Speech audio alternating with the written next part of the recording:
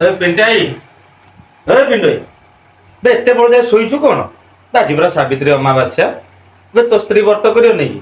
ମୋ ସ୍ତ୍ରୀ ବ୍ରତ ସାରିଲା, ମତେ ଚନ୍ଦନ ପିନ୍ଧେଇଲା, ସିନ୍ଦୁର ପିନ୍ଧେଇଲା, ମୁଁ ଭୋଗରାଗ ଖାଇକି ତୋ ପାଖକୁ ଆସିଛି ଡାକିରେ। ତୁ ଜଲ୍ଦି ବ୍ରତ କାମ ସାରିଲେ ଆମେ ଯିବା ପରା।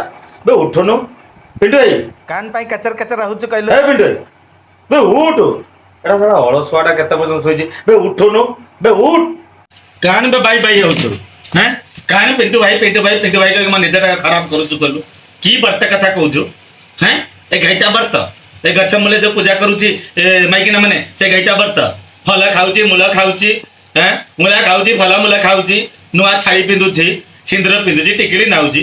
ବେ ବର୍ଷା ସାରା ଯଦି ଫଳ ମୂଳ ନ ଖାଇକିରି ଯଦି ତା ସ୍ୱାମୀର ପାଦ ସେବା କରନ୍ତା, ଟିକେ ଗୋଡ଼େ ହାତ ଘଷି ଦିଅନ୍ତା, ତା କଥା ମାନି ଚାଲନ୍ତା, ସେଇଟାକୁ କୁହାଯାଏ ଭଲ ପାଇବା, ସେଇଟାକୁ କୁହାଯାଏ ସେବା ଶୁଶ୍ରୂଷା। ଆଉ ବର୍ଷାରେ ଥରେ ସାବିତ୍ରୀ ବ୍ରତ ଆସିଗଲେ ନୂଆ ଶାଢ଼ୀ ଗୋଟେ ପିନ୍ଧି ଦେଇ ଟଙ୍ଗ ଟଙ୍ଗ ହେଇ ସେ ପାଦୁକା ଲସି ଆଣ, ଫଳମୂଳ ଆଣ, କଣ ସବୁ ଆଣ, ଭେରାଇଟି ଜିନିଷ ଆଣିକି ଦିଅ, ସେ ଉପାସ ରହି ଖାଇବ। ଆଉ ବର୍ଷାରେ ଥରେ ପାଦୁକାଟାକୁ ଟିକେ ଧୋଇ ଦେଇକି ପାଦ ପାଣି ଟିକେ ପିଇଦବ, ଆଲୁଅ ହେଇଯିବ।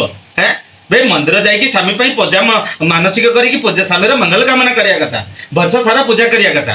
ଆଉ ବର୍ଷାରେ ଥରେ ପୂଜା କରିବା, ଆଉ ବର୍ଷ ସାରା ଝାଡ଼ା ବାନ୍ତିଆ ଆଳପାଇସା ଅଧ ବୟସରେ ଯିବୁ, ତତେ ଝାଡ଼ା ବାନ୍ତି ହବ, ଆକ୍ସିଡେଣ୍ଟ ହବ, ଅମକ ହବ ଢମକ ହବ କହିକି ଗାଲି ଦଉଥିବ।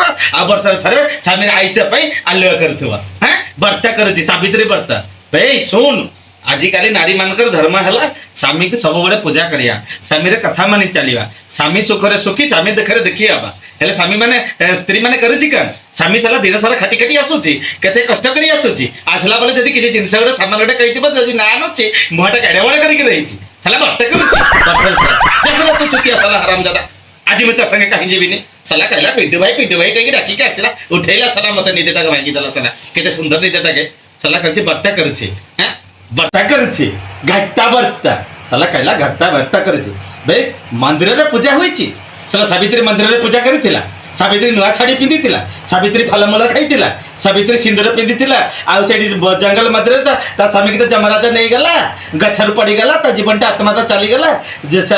ଯମ ପଛେ ପଛେ ସେ ଦୌଡ଼ିକିରି ଗଲା, ନୂଆ ଶାଢ଼ୀ ପିନ୍ଧିଥିଲା, ନୂଆ ଛାୟା ପିନ୍ଧିଥିଲା, ତା ବାପ ଘରକୁ ଫୋନ୍ କରିଥିଲା ନା ଚିଠିଟେ ଲେଖିଥିଲା ଯେ ମୋତେ ନୂଆ ଶାଢ଼ୀ ଭାର ଆଣିକରି ଦିଅ, ସାବିତ୍ରୀ ଭାର, ସାବିତ୍ରୀ ବର୍ତ୍ତା କରିବି, ଘାଇଟା ବର୍ତ୍ତା।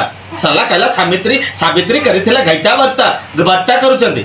ସାଲା ମୁଁ ଯଦି ଭୁଲ କହିଛି ସାଲା ମତେ ଗାଲି ଦବ, ଯଦି ଠିକ କହୁଛି ଲାଇକ୍ କରିବ, କମେଣ୍ଟ କରିବ, ଆଉ ସାଲା ସେୟାର ବି କରିବ। ମୋର କଥାଟା ଠିକ ଲାଗୁଛି କି ନାହିଁ? ସାଲା ଆସିଲା ପିଣ୍ଟୁ ଭାଇ ବର୍ତ୍ତା କରିଛି କି ନାହିଁ? ତାର ସ୍ତ୍ରୀ ଘାଇଟା ବର୍ତ୍ତା କରିଛି। ସାଲା ରଖ, ସାଲା ଚଲ ଦୂର, ସାଲା ବର୍ତ୍ତା କରିଛି। ବେ ଯଦି ମାନିବାର ଅଛି ସ୍ୱାମୀ କି ବର୍ଷ ସାରା ମାନବେ, ତାର ଗୋଡ଼ ସେବା କର, ତାର ପୂଜା ଅର୍ଚ୍ଚନା କର, ସ୍ୱାମୀ ଯାହା କହୁଛି ଶୁଣ, ସ୍ୱାମୀ କଥା ମାନି ଚାଲ, ଦେଖିବ ତମ ଘରେ ସବୁ ମଙ୍ଗଳ ପରେ ମଙ୍ଗଳ ଆସିଯିବ। ବେ କଥାରେ ଅଛି ଲକ୍ଷ୍ମୀ ପ୍ରାଣରେ କାହାର କିଛି, ସ୍ୱାମୀ ଦେବତାଠୁ ବଡ଼ ଦେବତା କେହି ଦୁନିଆରେ କିଛି ନାହିଁ, ଶାଶୁ ଶ୍ୱଶୁର ବଡ଼ ଦେବତା, ତାରପରେ ସ୍ୱାମୀ ଦେବତା। କହିଲା ବର୍ତ୍ତା କରୁଛି, ଗାଇକା ବର୍ତ୍ତା କରୁଛି। ସାଲା ଗଛ ମୂଳେ ପୂଜା ନ କରି ମନ୍ଦିର ଯାଉଛି, ଶାଢ଼ୀ ପିନ୍ଧୁଛି, ଶଙ୍ଖା ଚୁଡ଼ି ପିନ୍ଧୁଛି, ସାଲା ସାବିତ୍ରୀ ପିନ୍ଧିଲା ଭଳିଆ କଥା କହୁଛି। ସାବିତ୍ରୀ ତ ସେସବୁ ସାଲା ପିନ୍ଧି ନଥିଲା, ଏମାନେ ସାଲା ଗୋଟେ ପ୍ରବଚନ ଚାଲୁଛି, ସାଲା ବାର୍ତ୍ତି କରୁଛି, ସାବିତ୍ରୀ ବର୍ତ୍ତା ସ୍ପେଶାଲ କରୁଛି, ଲସି ପିଉଛି, ଲସି ବ୍ରେକ୍, ସାଲା ବର୍ତ୍ତା କରୁଛି, ସାଲା ବର୍ତ୍ତା କରୁଛି। ଚାଲ।